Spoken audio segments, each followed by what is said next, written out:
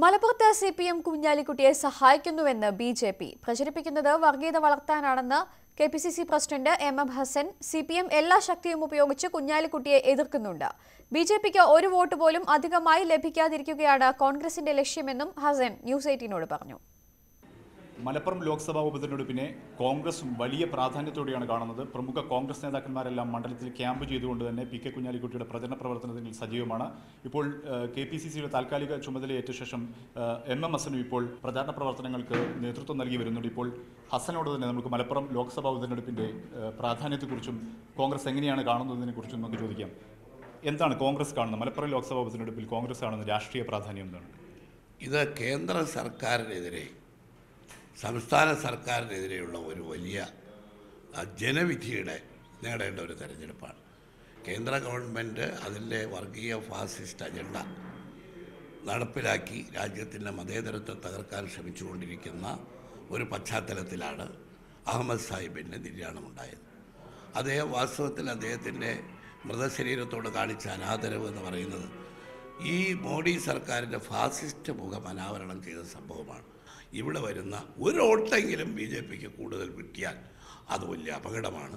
ഇവിടെ നിന്ന് ആ സന്ദേശം വലിയ അപകടമുണ്ടാകുമെന്നുള്ളതുകൊണ്ട് ഇവിടെ നിന്ന് പോകേണ്ടത് കുഞ്ഞാലിക്കുട്ടി ജയിക്കും, തർക്കമില്ല. പക്ഷേ അഹമ്മദ് സാഹിബിനേക്കാൾ ഭൂരിപക്ഷത്തിൽ ജയിക്കുമ്പോഴാണ് ഇത് കേന്ദ്ര സർക്കാരിനെതിരെയുള്ള വിധിയെഴുത്തല്ല താക്കീതായി മാറുന്നത്. അതാണ് ഒരു പ്രാധാന്യം. ഈ ബി ജെ പിയുടെ പ്രചരണം എന്താ, ബി ജെ പിയുടെ ഉന്നം എന്താ? അത് പ്രധാനമന്ത്രി തൊട്ടിങ്ങോട്ട് എല്ലാവരും വർഗീയ ധ്രുവീകരണം ഉണ്ടാക്കുക. കുഞ്ഞാലിക്കുട്ടിയുടെ വേറെയും ആക്ഷേപങ്ങൾ പറയുന്നു. കുഞ്ഞാലിക്കുട്ടിയുടെ ഈ ഒരു CPM കുഞ്ഞാലിക്കുട്ടിയെ സഹായിക്കുന്നു, അത് മുസ്ലിം പ്രീണനമാണെന്ന് വരുത്താൻ പറയുന്നതാണ്. യഥാർത്ഥത്തിൽ മാർക്സിസ്റ്റ് പാർട്ടി എല്ലാ ശക്തിയും ഉപയോഗിച്ച് തന്നെയാണ് കുഞ്ഞാലിക്കുട്ടിയെ എതിർക്കുന്നത്. അതുകൊണ്ടാണല്ലോ അവരുടെ DYFIയുടെ ഒരു ചെറുപ്പക്കാരനെ നിർത്തിയിരിക്കുന്നത്. എന്താ, കുഞ്ഞാലിക്കുട്ടി പരിണതപ്രജ്ഞനായ അദ്ദേഹത്തിനെ തോൽപ്പിക്കാൻ യുവാക്കളുടെ പിന്തുണ തേടാനല്ലേ. അപ്പോൾ അവർ കടുത്ത മത്സരത്തിലാണ്.